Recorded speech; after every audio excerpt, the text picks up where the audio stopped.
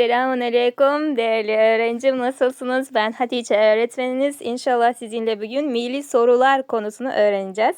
Assalomu alaykum, salomat misiz? Bugun Xudo xohlasa siz bilan yangi zo'r mavzu o'rganamiz. Tayyor bo'lsangiz qani ketdik. Dars rejasi.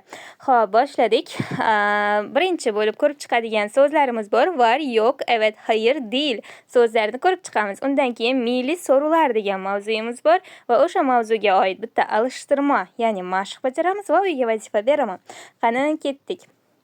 Xo'p, var, yo'q, evet, hayır, değil. Bular nima degani? Var degani bor degani o'zbek tilida. Benim 4 kardeşim var. Mening 4 ta aka ukam bor. Kardesh degani aka, uka, opa, singil hammasi kirib ketadi. Uyingizdagi insonlarni aytmoqchi bo'lsangiz, shunaqa deysiz, jigarlaringizni, ya'ni.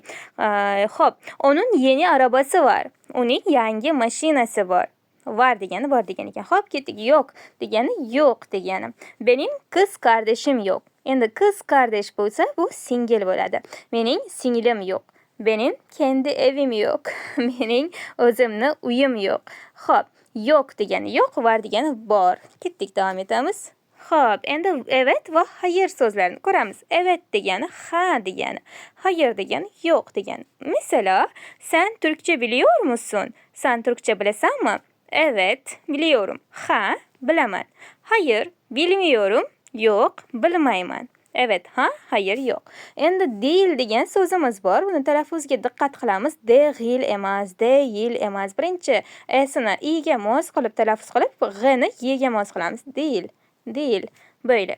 Emas degani qani? O iyi bir öğretmen değil. O yaxshi bir o'qituvchi emas, yaxshi emas u. Bormaylar unga. Sen benim arkadaşım değilsin. Git buradan. Sen mani do'stim emassan, ket bu yerdan. Demak, değilsin degani emassan bo'ldi. Değil esa emas. Tushunarli?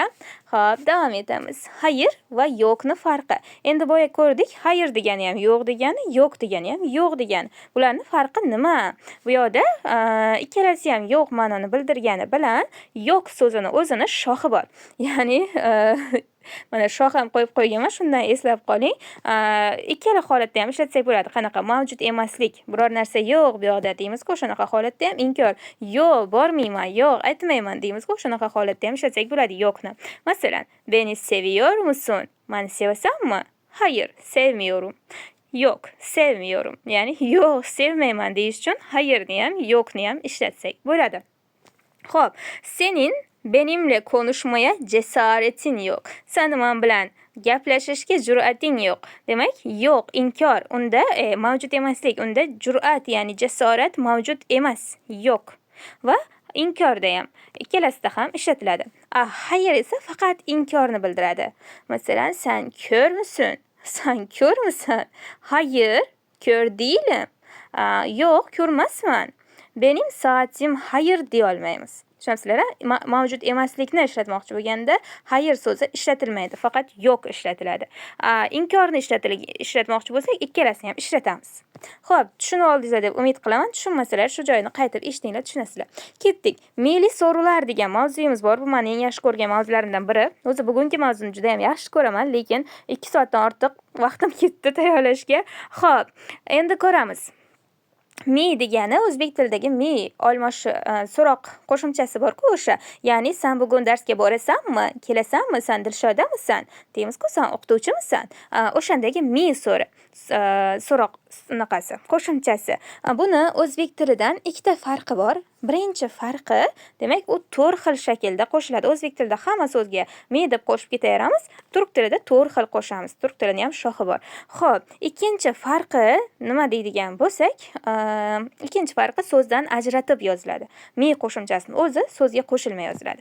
Ana endi qanaqa qo'shilishini ko'raylik, yaqinlashtirib. Demak, a, i so'zimizni oxirgi bo'g'ini a yoki i unlilari bo'lsa m, yoki i unlilari bo'lsa mi shaklida qo'shiladi. O, u bo'lsa o yoki u deganda mu, ö yoki u bo'ladigan bo'lsa mu shaklida qo'shilar ekan. Ya'ni 4 xil shaklda qo'shilar ekan. Ko'rdik-a? Mana bu yerda xo'p, nimalar bor? O'rnaklar bor. O'rnaklar. O'rnak degan namuna. Xo'p, qani ko'ramiz. Bu yoqqa. Demak, bu dolapmi? Bu shkafmi? Mana do'lab, yaqinlashtiraylik. Mana do'lab oxiri a bilan tugayapti. Eng oxirgi unlisiga qaranglar a.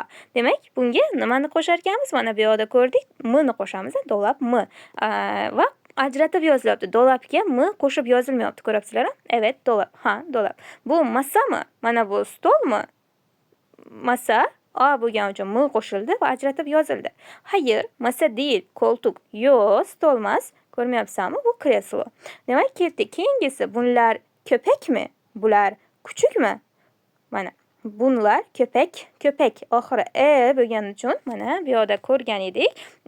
I bo'lsa mi qo'shilardi. Köpek mi. Evet, köpek. Ha, kuchuk.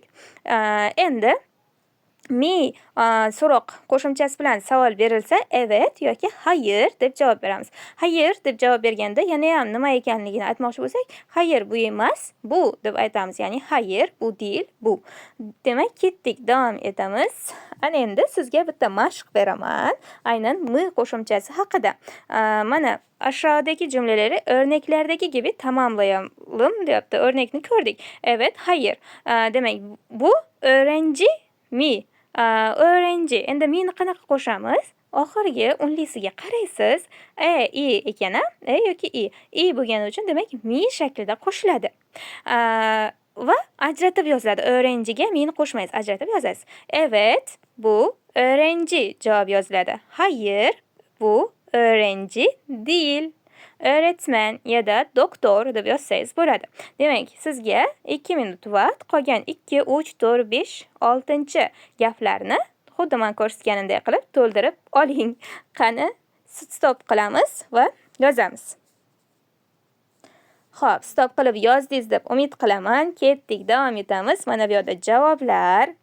Javoblarni sizga hozir mana bunaqa qilib yaqinlashtirib beraman. Javoblarni tekshirib oling. Javoblarni tekshirib oling va xatoyingiz bo'lsa, nima uchun xato qilganingizni yaxshilab tahlil qilib tushunib oling. Savollar bo'lsa menga yozsalaringiz, men sizlarga tushuntirib beraman yana. Ana endi yetib keldik uyga vazifaga. Birinchisi darsni öğrenmek, ya'ni evet, hayır, yo'q, değil, var so'zlarini o'rganib chiqamiz va not olmak, ya'ni konspekt qilib olamiz bugungi mavzuni. Miyli qo'shimchalarni ham konspekt qilib olamiz. Jumla qurmak. Demak, har bitta berilgan so'zlarga men gaplar ko'rsatdim va mashqlarda ham gaplarni ko'rdik. Shunaqa qilib gap tuzib chiqing. Qancha ko'p gap tuzsangiz shuncha yaxshi. Takror etmak. Oldingi 5 ta mavzuni yaxshilab takrorlang. Kelasi hafta nasib bo'lsa test bo'ladi. Konuşmak va albatta turkcha gapiring va gaplashayotgan paytda bugun o'rgangan mavzularni albatta ishlating. Xo'p, e'tiboringiz uchun kattakon rahmat. Bugungi mavzuyimiz tugadi. Salomat bo'ling.